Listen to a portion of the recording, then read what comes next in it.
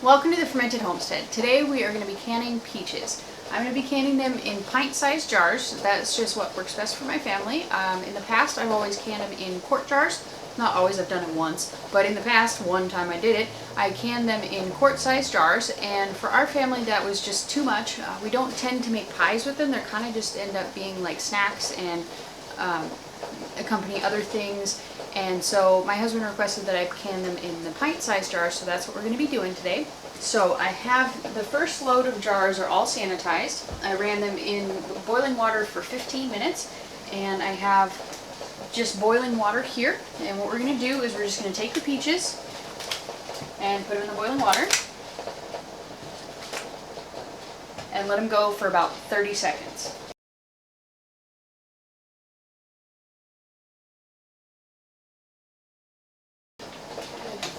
About as much as I'm willing to go.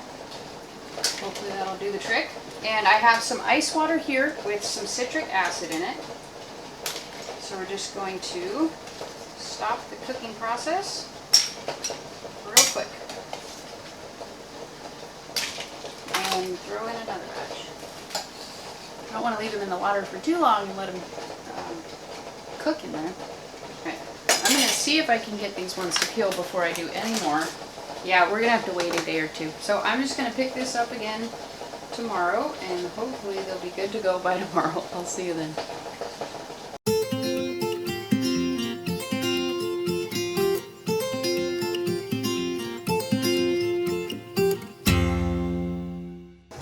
Alright, so we are back to work on the peaches, and I did a test run with one of the peaches, and it did peel just fine.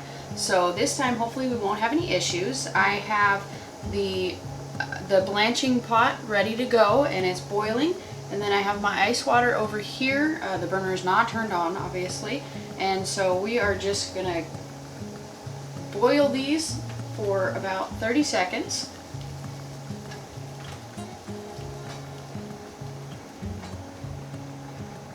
Gonna make sure to do another little test run just to make sure. Don't want to throw them all in there at once. And we're just gonna wait. And then as soon as they're done from here, I'm just gonna put them right into the ice bath, and then I'm gonna make sure that there's a good amount in there before I go to actually peeling them, other than just trying to do a test peel on the first one.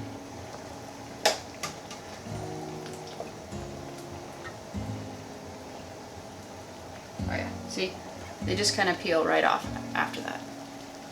And that's how you know they're done. So now we're just going to go gangbusters and get about half of these ones done.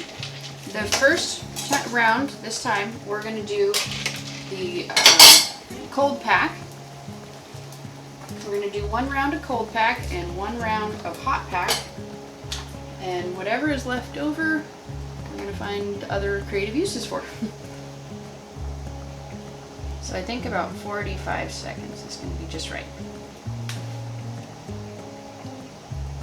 And then it's just this, and we just do it over and over and over again until we get as much done as we want.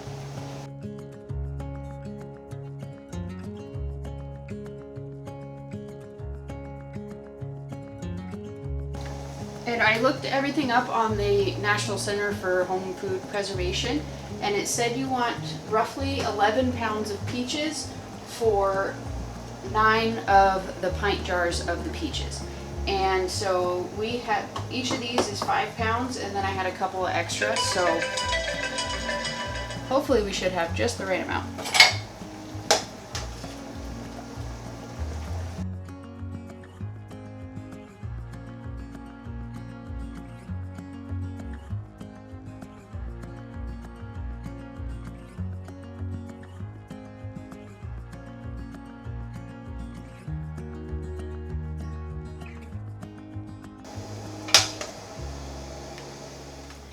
Okay, so we have our syrup made here, and all I did was, it was 5 1/4 cups of water and 2 1/4 cups of sugar.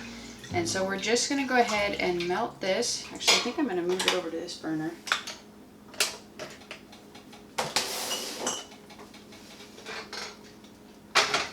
There we go. And then so now it's time to peel and slice up the peaches. This part of the process is pretty much whatever you want to do, whatever kind of peaches that you want to have. If you want to peel them and leave them as halves, and just slice them in half and get the pit out, you can do that. You can cut them in eighths, you can cut them in quarters, you can do whatever you want. Whatever kind of peaches you want, this is what you're going to do with them. And I'm canning them in the regular mouth pint jars, so I don't think halves is going to work for me. Someday I'll try halves, but not today. And then so all we're going to do is just peel them up.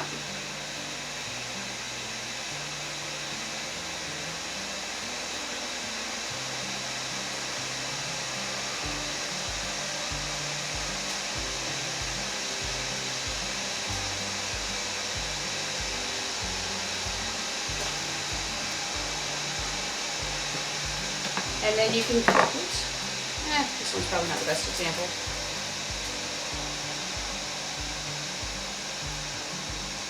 They're slippery little suckers right now.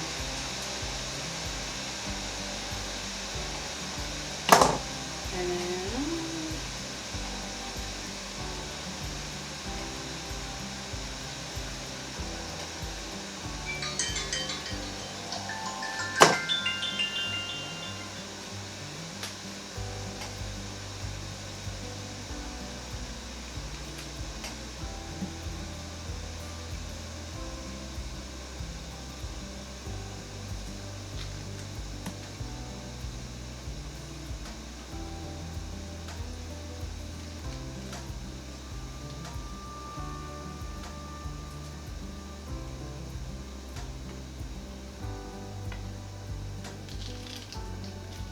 there we go.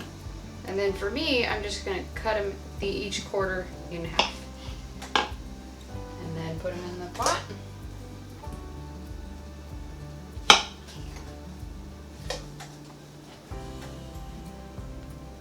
They're really slippery.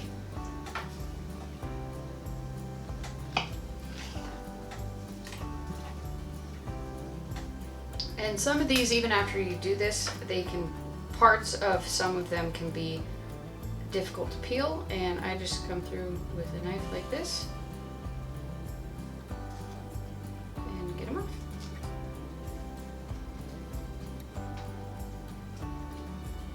off. And you can kind of see, I don't know if you can see, but on the peach it kind of has this line that's running down them. That's where you want to cut.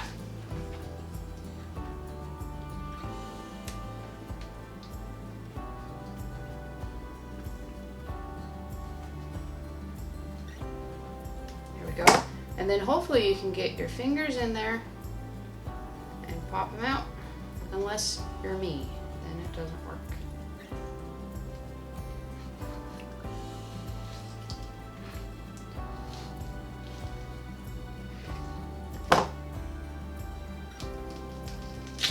Okay. And you can see every once in a while you'll get like a spot. You'll get like a spot that's on the peaches, and you want to just cut that out.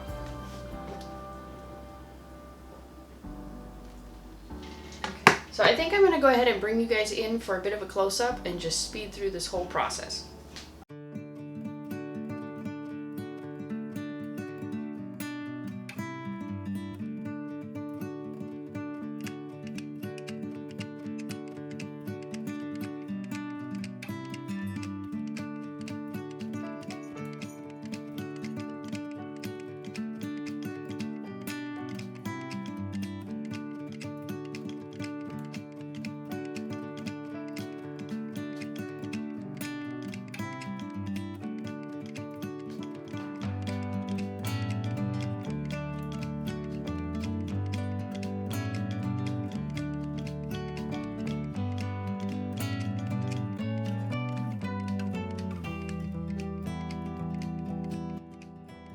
So we have our boiling water bath canner going with the empty jars in it just to get them kind of a little bit warm. The simple syrup is also warming up on the back stove, and we are going to get ready to portion as much of these into the jars as we can.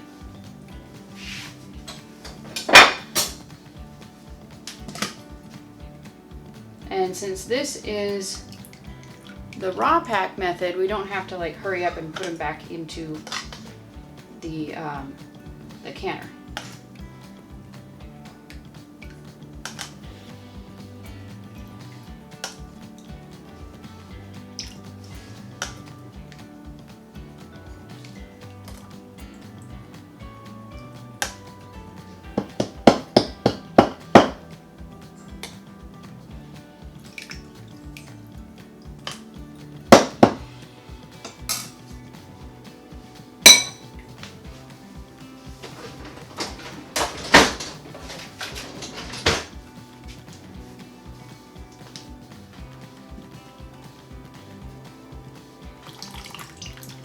Might have to figure out a better way to do this.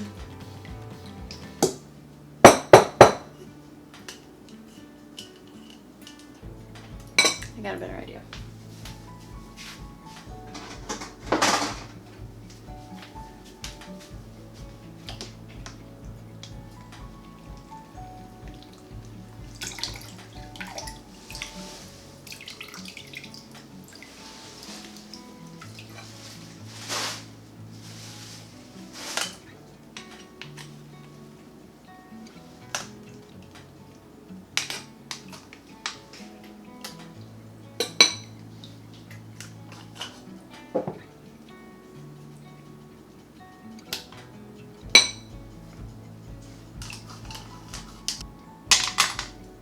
Okay, 11 pounds is definitely way high.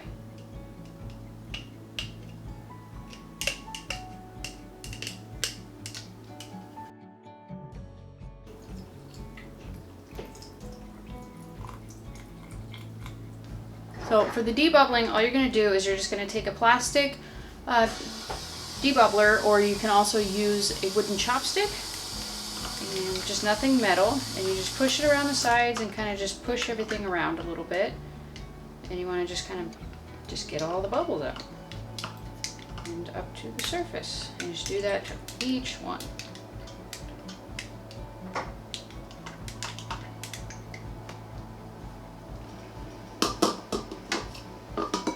Okay, so once it's debubbled, then you're just going to go through on each one and just top it off again. Okay, so now what we're going to do with the jars is I have about half water and half vinegar. We're going to take a clean towel and just run it along the rim to get any little pieces or any sugars or anything that might have been around the rim.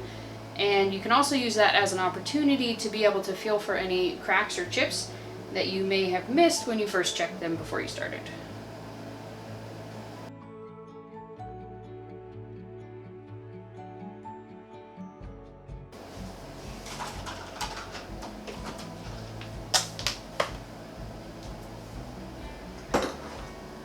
So then after we're doing that, now we're going to take our lids and put them on top here.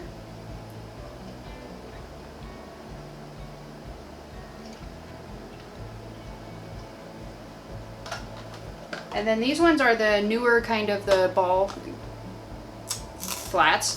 So depending on what kind of flats you're using, sometimes you might have to actually put them in the water to simmer, and you're just going to want to check the box to see if that's your lids.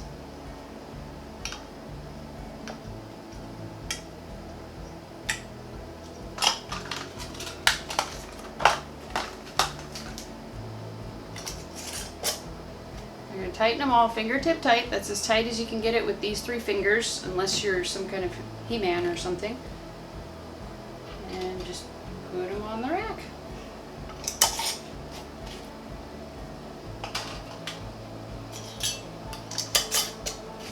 And you don't want the water to be too hot. I've heard 180 degrees, so I think mine might be a little bit on the warm side because it's already starting to simmer, but shouldn't have any issue.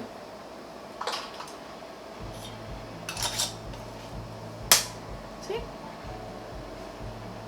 I think we might have just had an issue.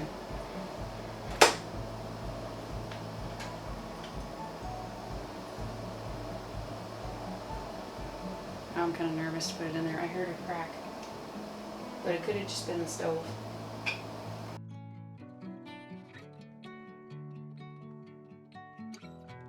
Okay, so now we're just gonna kind of slowly lower it into the pot, as slow as my muscles will let me, because this is probably on the heavier side.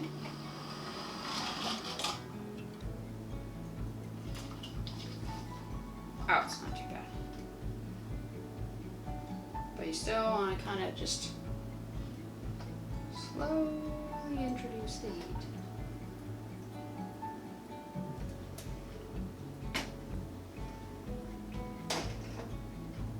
Voila. Okay. Make sure it's on there. And crank the heat. Okay, so now that we have all the jars in here, This is a cold pack with pints. So we are, once this comes up to a rolling boil and it's just going to town, then we are going to set the timer for 25 minutes. And at the end of 25 minutes, we're gonna turn off the heat and we're just gonna take the lid off. And we're gonna let it kind of vent, and not vent, but we're gonna let some of the steam and the heat out for 5 minutes, and then we're gonna lift them out of there onto a towel. So I will bring you back and we're ready to get these suckers out of the canner. The peaches are off the heat, and I pulled the lid off of them about 5 minutes ago, and I was kind of correct when I thought I cracked one of the jars. And so this is what happens when you heat shock your jars. So now what we're gonna do is just pull these out of the canner. And all that water that's on top of the lid, don't dump it off. You just want to put it straight onto the mat, and you don't want to tip it or anything like that. Just straight onto the mat. And within like a couple of minutes, all that water is going to evaporate. So you don't even need to worry about it. It's not just going to stay on there. I don't do water bath canning a tremendous amount, but it's definitely much simpler. So if you're looking to get into canning just now, get a water bath canner. Or really, you don't even need to get a water bath canner. You can just do smaller batches with any stock pot you have. Just make sure you put something in the bottom, like a little rack or a towel or anything, and just get your feet wet, jump in, and get started on canning. So I'm gonna just leave these here on the counter overnight, and in the morning, since that one exploded, these are probably going to be quite a bear to get all of the sugar off of them, since they were cooking in there with all of the simple syrup and the sugars that were in that one. So these ones are probably going to be super duper sticky and difficult to get clean. So it's probably a good opportunity to show anybody who's never canned or anything like that, or somebody who's curious how other people clean their canning jars. I'm going to bring you back tomorrow and show you my process for cleaning my jars before I put them away for storage. So I'll bring you back in the morning and show you that. It's the next morning here, and I'm getting ready to wash all of these peach jars. We ended up getting a lot. I think it was 21. I counted them last night. And so now all we're going to do is we're just going to wash them all and put them on the towel and let them dry. And then we're gonna mark them all with the date and what they are. And for these ones, since I did both the cold pack and the hot pack, I'm gonna differentiate between those two, just so I know in the future what the texture is, what the flavor is, and all those sorts of things. From the looks of it, they look pretty much the same. Let's see. Here's one that was cold packed, and here's one that was hot packed. I mean, there's really not much difference. They still float in the hot pack, and I haven't shaken them up or anything like that just yet. And so we'll just see how that goes. So I'm gonna go ahead and bring you guys in real close and show you my process for cleaning all of the canning jars. I've already gone ahead and cleaned the sink, and so now I'm just gonna stop it up and fill it up with warm water and soap.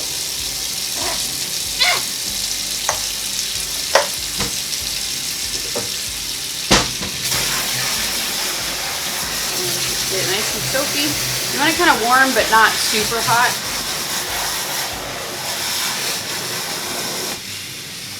And then I take some white vinegar. This is much more important if you're canning anything that has a fat to it. You want to kind of cut the fat from the sides.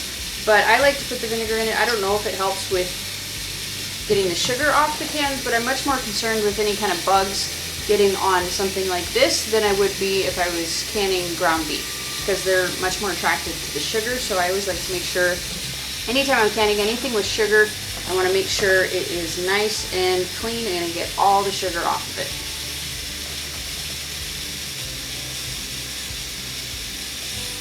There we go. And so I just take the canning jar. I'm going to do these first the hot pack, then the cold pack, just so I can keep them separate for labeling purposes. So you just take the ring off and you hold it by the seal, just to make sure, and I put it in the sink, just so I know for a fact that these all sealed.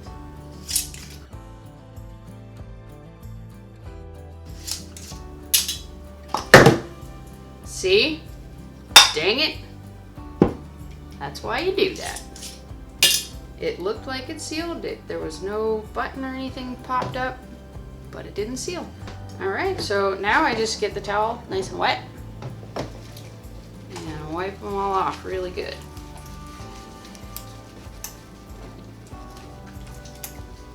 And make sure to run it along the rim here. Wipe off the top and repeat a bunch of times. And really, when you're scrubbing these jars, you don't need to worry about like taking off the lid or anything like that, being too rough with it. I mean, if you're a reasonable level of scrubbing this isn't going to come off. And if it does, you want it to come off, so it'll come off now and it won't come off, you know, 6 months from now when it's in your pantry and you don't notice it. So now I just rinse them. I'm going to give them a little bit of a jostle. Nothing crazy. Just kind of see it settles it a little bit.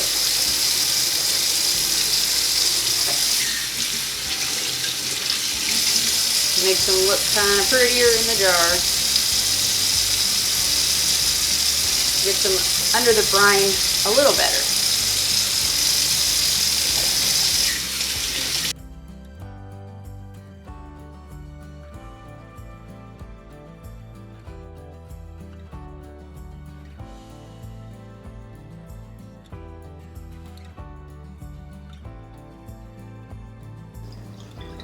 That's it. So there you have it. That's all there is to cleaning off the jars. It's a really fast and simple process. And with these, you can either just leave them here to air dry naturally, and that won't take too long at all, or you can come through with a towel and wipe them down if you're kind of in a hurry to get them off of the counter. So there you have it. And then also yesterday,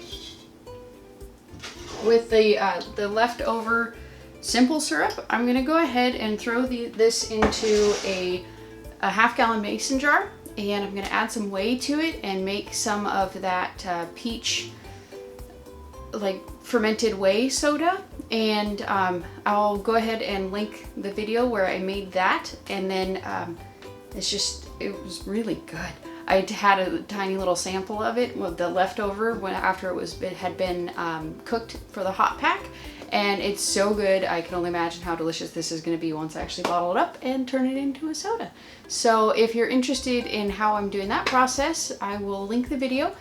And thank you for watching these videos, and if you enjoyed them or if you learned anything, whether it be what to do or what not to do, go ahead and give this video a like and subscribe to this channel if you haven't already, and I will see you in the next video.